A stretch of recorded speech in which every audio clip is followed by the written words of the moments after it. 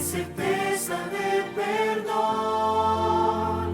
en Jesús, libertad completamente. No hay más condenación. Jesús venció, sí, Jesús venció. Al clamar está consumado, finalmente el mal fue derrotado. Cristo venció, Jesús la muerte venció. Los ángeles cantan con gran alegría, celebran la victoria de aquel que su gloria dejó.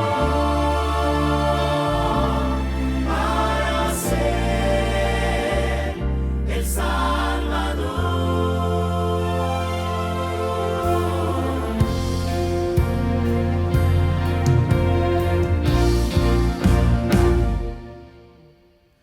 No hay dolor ni tampoco destrucción, solo paz que nos trae salvación.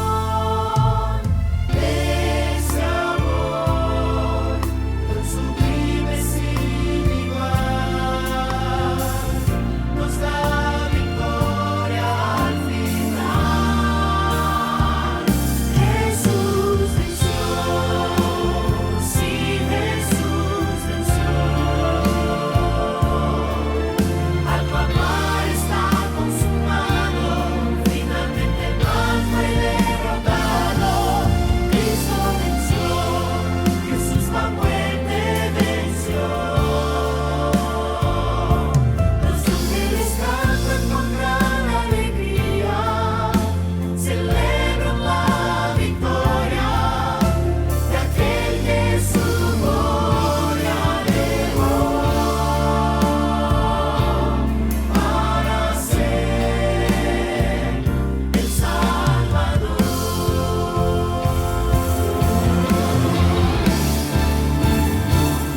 Jesús venció, sí, Jesús venció.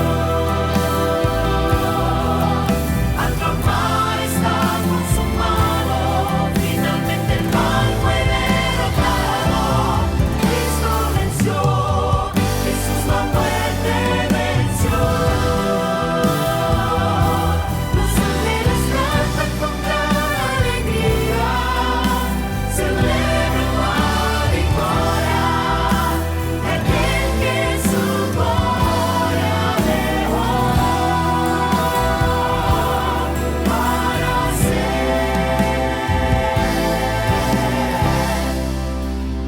el Salvador.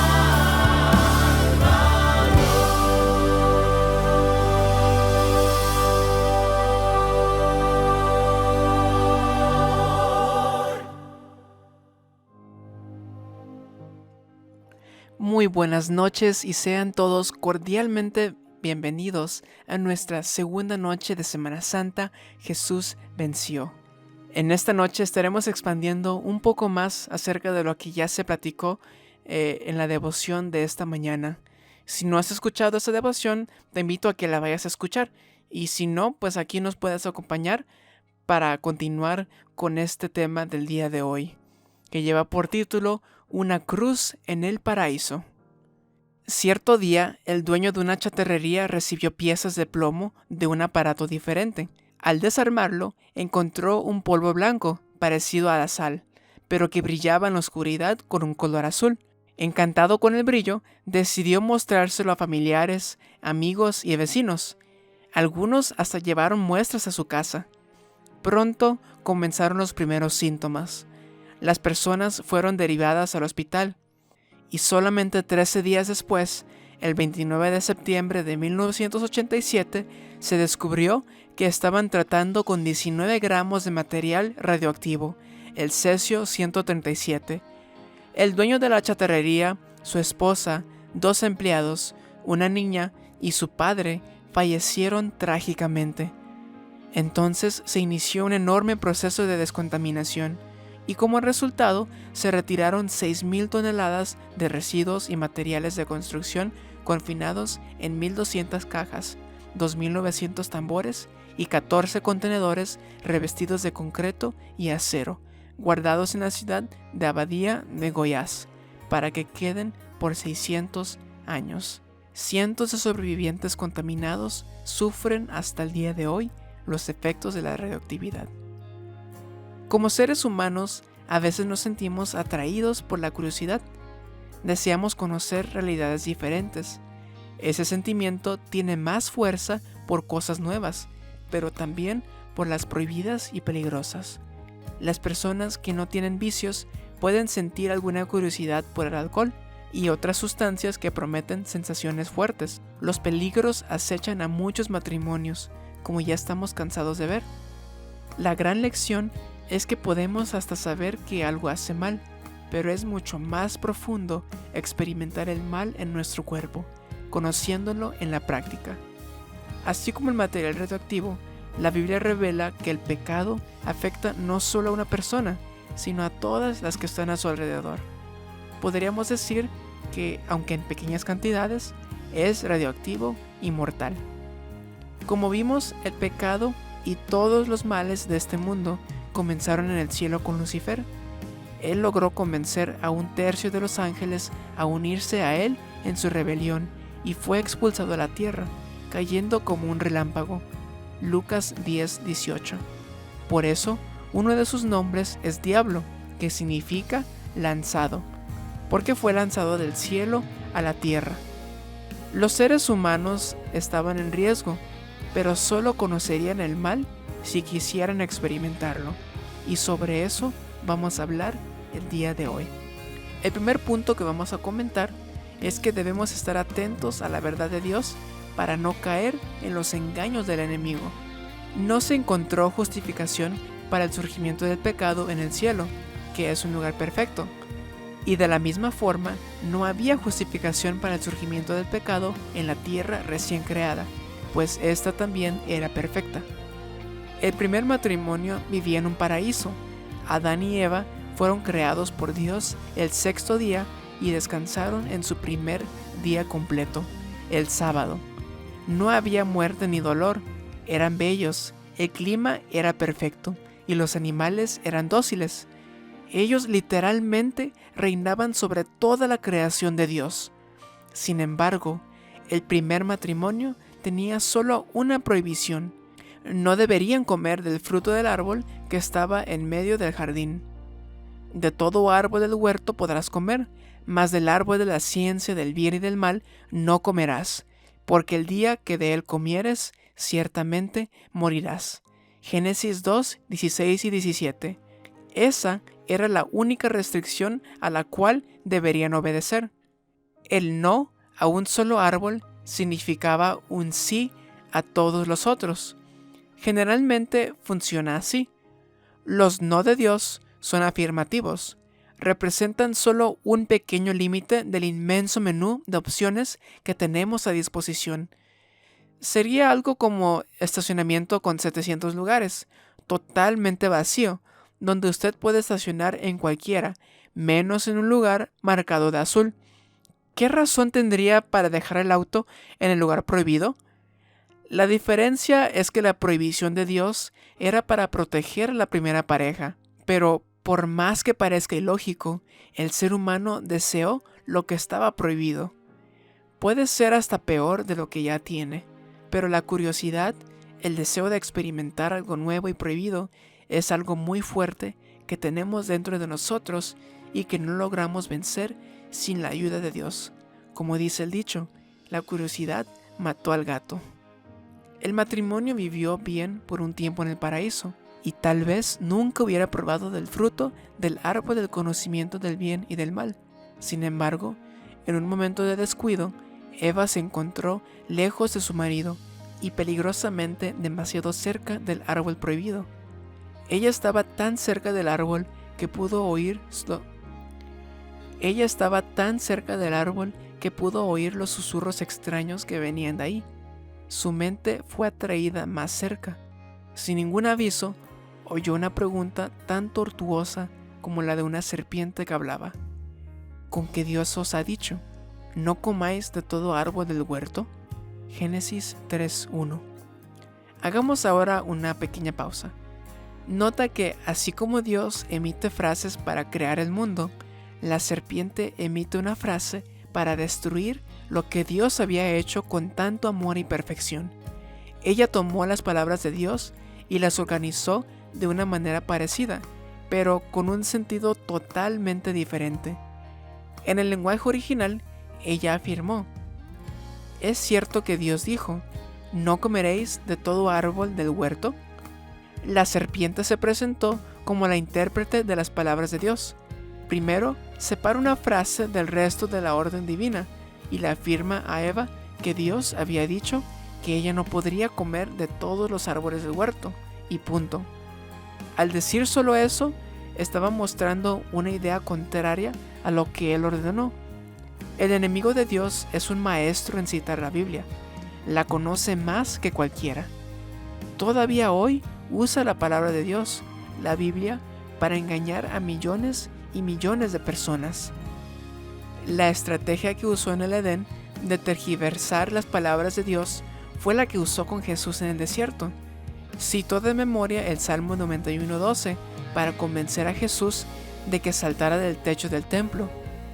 Y vea que también usó un escrito está: si eres el Hijo de Dios, échate abajo, porque escrito está: a sus ángeles mandará acerca de ti, y en sus manos te sostendrán, para que no tropieces con tu pie en piedra. Mateo 4:6. En el ring del gran conflicto entre el bien y el mal, él quiso derribar a Jesús con un golpe bíblico. En respuesta, Jesús se defendió con otro escrito está. Escrito está también: no tentarás al Señor tu Dios. Mateo 4:7. Él citó Deuteronomio 6:16, donde Moisés exhortó al pueblo de Israel a no poner a Dios a prueba, como habían hecho en el desierto.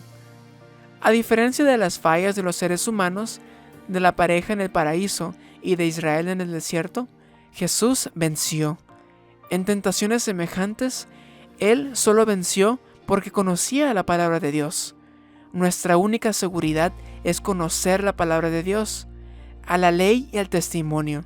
Si no dijeren conforme a esto, es porque no les ha amanecido.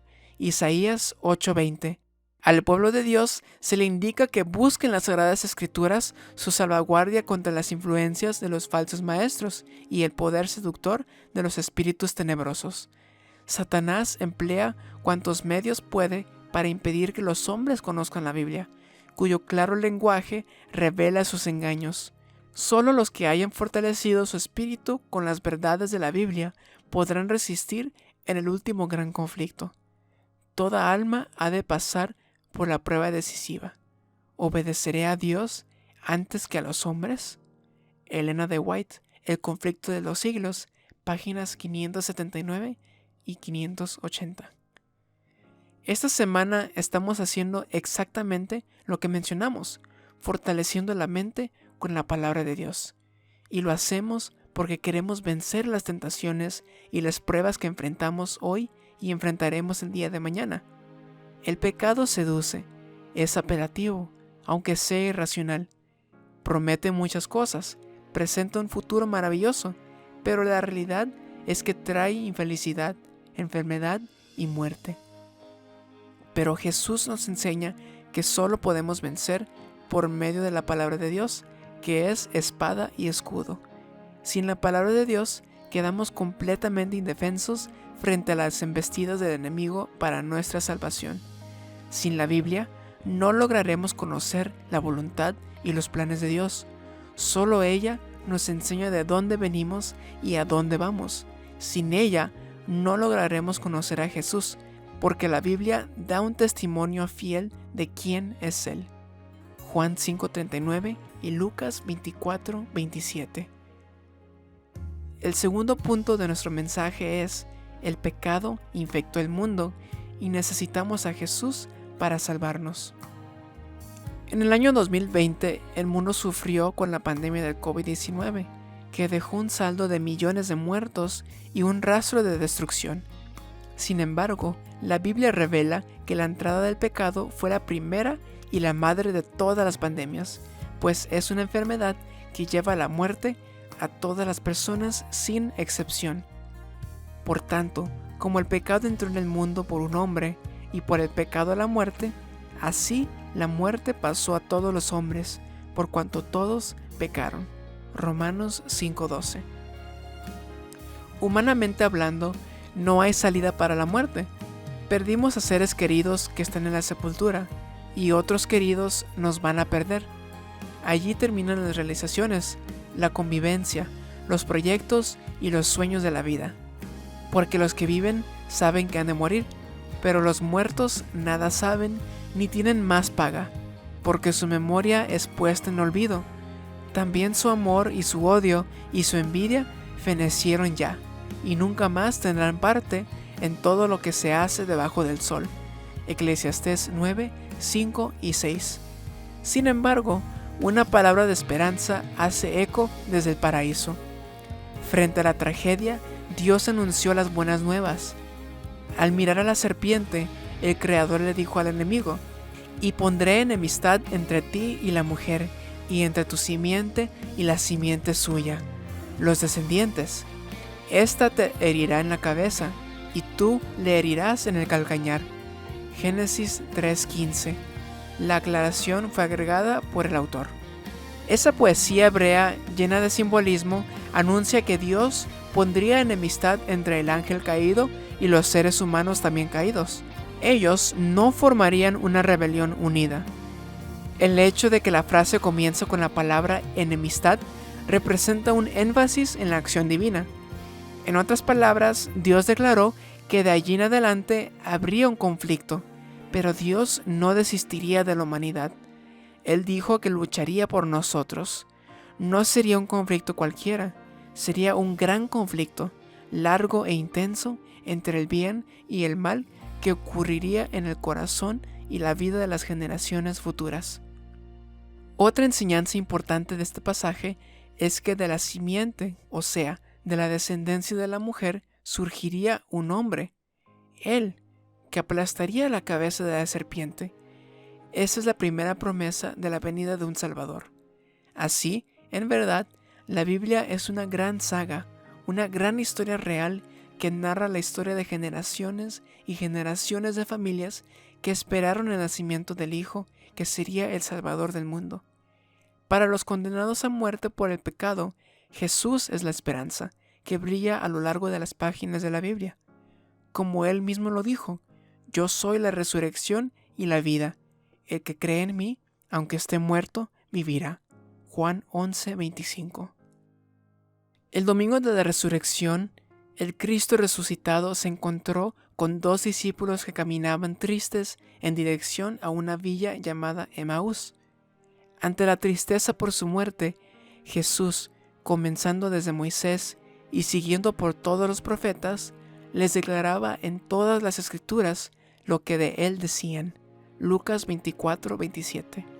Jesús explicó lo que la Biblia decía desde Génesis a Malaquías, y seguramente habló de la esperanza anunciada desde el Edén, el paraíso perdido. El Evangelio no comienza en Mateo o en el Nuevo Testamento, comienza en Génesis. Por el año 180, Ireneo de León fue el primero en llamar a Génesis 3:15 como protoevangelio, o sea, el primer evangelio, o evangelio inicial. Pero la promesa de Dios tendría un precio. Aplastaría la cabeza de la serpiente, pero ella heriría el calcañar con su veneno mortal. La intervención divina le costaría caro a Dios. La muerte de la serpiente llevaría a la muerte del libertador. El libertador tendría que experimentar la muerte para salvarnos de la muerte. Así que, como por la transgresión de uno vino la condenación a todos los hombres, de la misma manera, por la justicia de uno, vino a todos los hombres la justificación de vida. Romanos 5:18. La desobediencia y el pecado de Adán y Eva serían vencidos por un solo acto de justicia, la cruz de Cristo, para que Dios pudiera conceder su gracia para nuestra salvación. Dios plantó una cruz en el paraíso para disipar las sombras lanzadas por el pecado. Por la fe en el Redentor que vendría, las personas podrían ser salvas del pecado y la muerte eterna. El gran error del pasado sería reparado mediante el sacrificio y la preciosa sangre del Hijo de Dios. Como un pastor que ama a sus ovejas, Dios se comprometió a descender al desfiladero resbaladizo de este mundo para salvar a la oveja perdida. Él se alegra de salvar a los perdidos. Nos ama independientemente de lo que hayamos hecho, de nuestro pasado, de los errores que cometimos en la vida. No importa cuán sucios estemos, Él nos abraza y promete hacer lo imposible para salvarnos si realmente clamamos por su ayuda. Jesús está ahora extendiéndote su mano. Aunque tú hayas caído, aunque no hayas resistido las tentaciones y te encuentres hoy sucio, inmundo por el pecado, Él es fiel y justo para perdonar nuestros pecados y limpiarnos de toda maldad. 1 de Juan 1:9. Él no mira la suciedad de sus malos actos. Él te mira y te ofrece una nueva oportunidad. Él te está llamando a recomenzar. Entrégale tu vida hoy. Queridos amigos, muchas gracias por acompañarnos en esta noche especial de nuestra Semana Santa. Jesús resucitó. Te deseo una feliz noche, bendiciones y nos vemos el día de mañana en nuestra devoción.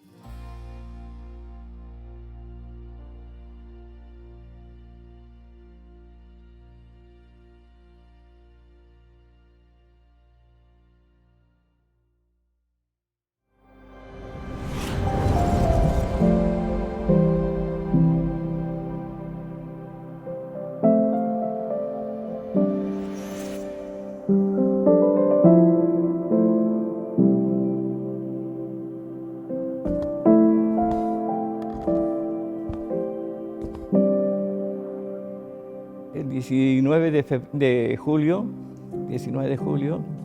ese día no me tocaba trabajar, pero fui a trabajar a pedido de mi jefe, ¿ya? Y a las 5:30 de la mañana me fui a mi trabajo. Llegaron las 6, hice el primer recorrido porque yo trabajaba en el laboratorio químico. Y en el primer viaje que hice, posteriormente me preparé mi desayuno. Y en el momento de estar agradeciendo al Señor porque dando gracias por los alimentos, comenzó a sonar la alarma de incendio. Y inmediatamente como que algo me dijo, en tu casa es. Yo me paré, dejé todo y fui a mirar por la ventana del laboratorio que estaba en el tercer piso y a lo lejos se veía mi casa, estaba envuelta en llamas. Se estaba quemando, se estaba incendiando mi casa. Cuando vi la casa, sí, me acordé de mi esposa, de mis hijos, de todas las cosas que uno va adquiriendo y bueno, me puse a correr. Le dije, se está quemando mi casa, le dije a mi jefe, me dije, vete, me dijo mi jefe, van. Y yo corrí. Yo cuando llegué a la casa, vi que venían sacando a mi esposa con el rostro y los brazos quemados, estaba en camilla, venía inconsciente. Miré para la casa totalmente consumida por las llamas y miré para todos lados y pregunté por mis hijos. Y mi vecino, que éramos muy amigos, me dijo, José me dijo, porque yo pregunté por mi hijo. José Ricardo me dijo, está donde tu papá. Sí, pero dije yo, no era el único hijo que tengo, los otros, ¿dónde están? Y él me tomó el brazo así y me dijo, José, me dijo, vas a tener que ser fuerte. Cuando me dijo eso, miré para dónde había estado mi casa y estaba rodeada con carabineros. Y corrí para allá, le di un empujón a un carabinero y fui a ver. Y estaban mis 3 hijos quemados, estaban muertos. Levanté las carpas que tenían ahí. Los 2 menorcitos murieron quemados, así abrazados, y el otro un poco más separado. El mayor tenía 5 años, el otro 3 años y año y medio. Eran justamente la edad de ellos. Yo no sé si en ese momento o me volvía loco o me moría, porque me afirmé de la casa de mi vecino para no desmayarme, para no perder la fuerza. Y me puse a llorar y pidiendo al Señor, dame fuerza. Me fui a la casa de mi padre, que vivía como a 1,5 cuadras, más o menos, vivía mi padre. Y me encerré en la pieza de una de mis hermanas a orar. Y llorando le dije, Señor, por favor, yo sé que tú existes, Señor, por favor, dame la fuerza. Perdí la noción del tiempo, no sé cuánto tiempo estuve de rodillas clamando al Señor. Y de repente siento una mano. Se pose sobre mi hombro derecho. Y yo, pensando que era alguna de mis hermanas que me iba a molestar, abrí los ojos para decirle a mis hermanas que por favor me dejaran andar tranquilo. Y abrí los ojos y no vi a nadie. Y la mano seguía allí. Seguía esa mano allí. Sentí una paz, una tranquilidad. Sentí algo que realmente en este momento no puedo explicar con palabras. No, yo no tendría palabras para explicar lo que sentí en ese momento. Una fuerza, una fortaleza. Me sentí acompañado.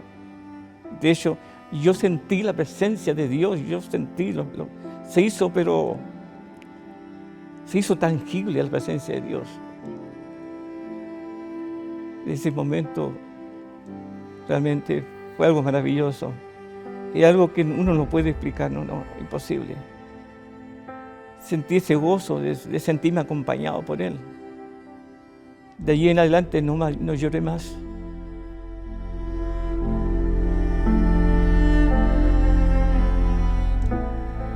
Ese día, cuando después que oré, me levanté de allí, tomé la Biblia y yo le había pedido fuerza, Señor, dame fuerza, por favor, Señor. Y ahora, y fue cosa así. Y leí Isaías 41:10, fue el versículo que me detuve mayormente por causa de que ahí encontré la respuesta de Dios. Siempre te ayudaré. Ya dice, no temas. ¿Ya? Y lo que me impactó a mí fue, siempre te sustentaré con la diestra de mi justicia. El sentirme apoyado por la mano que lo creó todo. Yo ahí noté justamente, el Señor me dio evidencia de que Dios jamás nos abandona.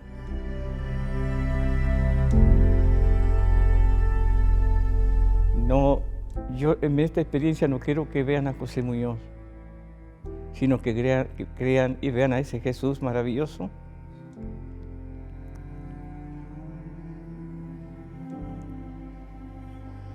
Que está siempre presente en nuestras vidas. A ese Dios siempre presente. José Muñoz, que se pierda, no lo miren a Él, ¿verdad? Que vean a Cristo. Y lo que Cristo hizo por José Muñoz lo puede hacer por cualquiera. ¿Por qué? Porque cada uno de nosotros somos la cosa más preciada que Él tiene.